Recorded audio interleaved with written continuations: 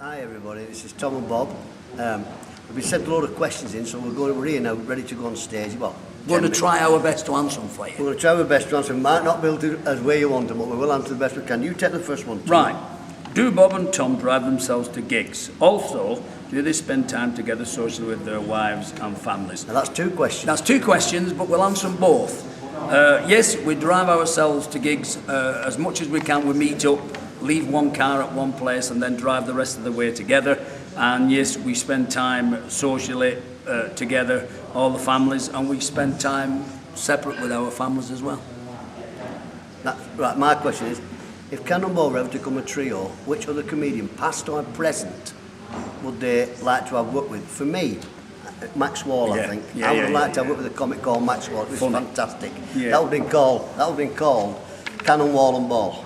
Or Cannonball and Wall. Yeah, Wall of all the cannon. Who are you, Tom? I don't know. I think I might have liked to have had,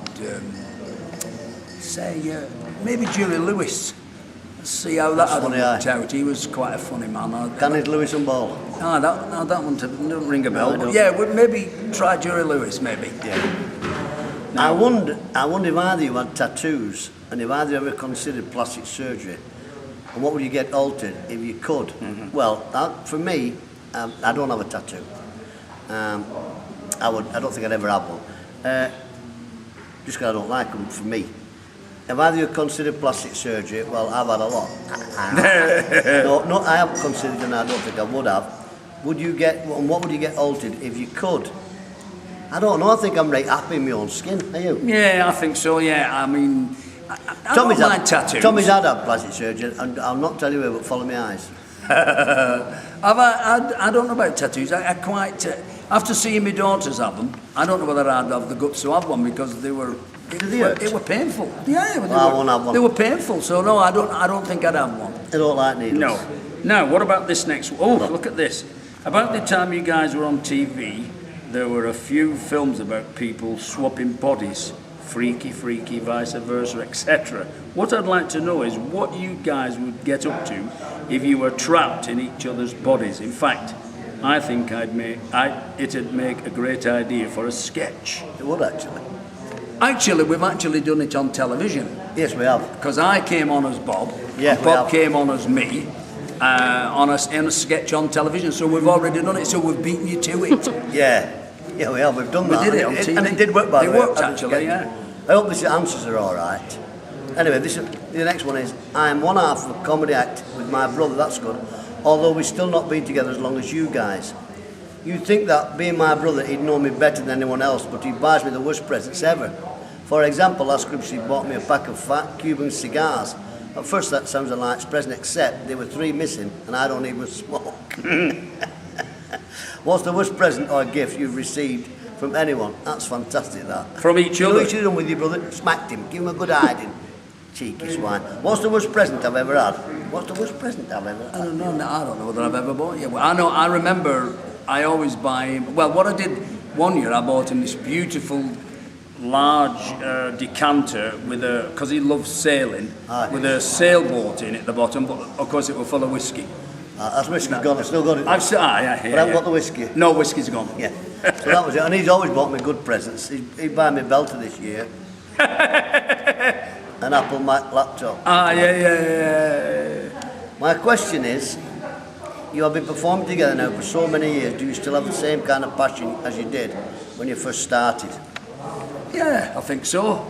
I mean, the passion that we used to have when we used to do full years, as I called it. We used to do a TV series, then we'd do an autumn tour, then we'd do Panto, then we'd do a Christmas special, then we'd do an autumn season, then we'd do summer season, and that was hectic. I mean, it was virtually, 50 weeks a year. But we slowed down a bit, but we've still got the same passion for what we're doing, yeah. Yeah, I'm just going to catch up here, I think we've just made a mistake. I'm going to tell you, the first question was from Jenny in Northampton. Right. The second question was from Andrew Tucker in Staffordshire. Yeah. Hello, Andy. Jasmine Methert in Australia. How are you, Jazz? We know Jazz.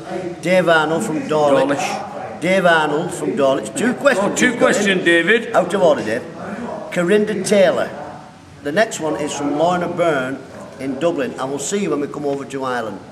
Lorna. It is after watching the new DVD in 1979, you were starting out on telly, and your joy was plain to see. It makes me wonder if, in a surreal existence where you could have been in the future, would you still have gone ahead? Have you ever seen any professional, personal, or financial heartache that was to come?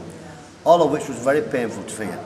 Of course, with plenty of good times as well, as you two are happier than ever now. Just wondered how it felt looking at your younger selves on the DVD in that respect from Lorna Byrne. It looked really weird, really. We looked very unprofessional. Me and him watched it, and we looked quite amateur, really, don't we? Yeah, I mean, I think we had a good time because we were giggling, and I think as much as anything, I think probably that was a few nerves. You know, I think we were quite nervous about. I think we were quite nervous about certain things. I think we ploughed our way through it, and as the series went on, they got better and better and better. Yeah. Right. Thanks, Lorna. The next one is from Lee Pritchard. Who are your influences? Mine was Max Wall, who I thought was fantastic. I love Max Wall very he much. did. He loved him. I loved all Double X. Always have done. Laurel Nardi, but Abbott, Lou Costello, Jimmy Jewell, Ben Morris, and of course Morecambe and Wise, Dean Martin, Jerry Lewis. Loved all them. He loved everybody. I only like one person. Max Wall. Sad am I. Go on, Tom. Right, this is from Katie Brook. Just a minute. Can you be quiet? We're trying to do something here. Thank you very much. Would you like to be on Celebrity Family Fortunes with Vernon Kay, another northern lad? I think you would be perfect for an audience with. Yeah, we'd like to do it. It'd be interesting. We're not passionate about it, but yeah, we were asked. We'd probably go and do it. Yeah, it'd be good experience. Right. This is from Jennifer Reid in Northampton. How are you, Jennifer? When Bobby and Tommy's career first started to take off, did they at any point think they maybe have done the wrong thing by leaving their normal jobs? And have they any regrets? When we left at first, maybe we did. Because we got a few gigs got cancelled and so on, so we thought, but we stuck with it and it paid off for us. So we had a few regrets at the first, and we wondered, have they done the right thing? That's right. Julie Ledbetter, the question I would like to ask is this: just how many pairs of red braces, Bob, it's for you this really, has been worn out in the years of making us laugh? Maybe not an unusual question, but I'm curious to say the very least. You can answer that, can't you? About 3, innit? 3 pair? At the most. About 3 pair, that's all. And he doesn't, the reason that is he doesn't twang on much now, like he used to. Because I used to do this all the time, but this right bust has got a foot longer than my left one, so I've had to stop doing it because I'm getting big breasts. Anyway, the next one is from Robert Wilson. What is your favourite theatre? If it's full and they're doing good business, they're all our favourites. We don't have a favourite, they're all good. I think Blackpool's the best. I think one of the places that we did, which we did for a pantomime season, which was about 8 weeks at that time, was the London Palladium, just for the presence of the theatre walking on, thinking of all the international great stars that had been on there before us. That was quite an experience.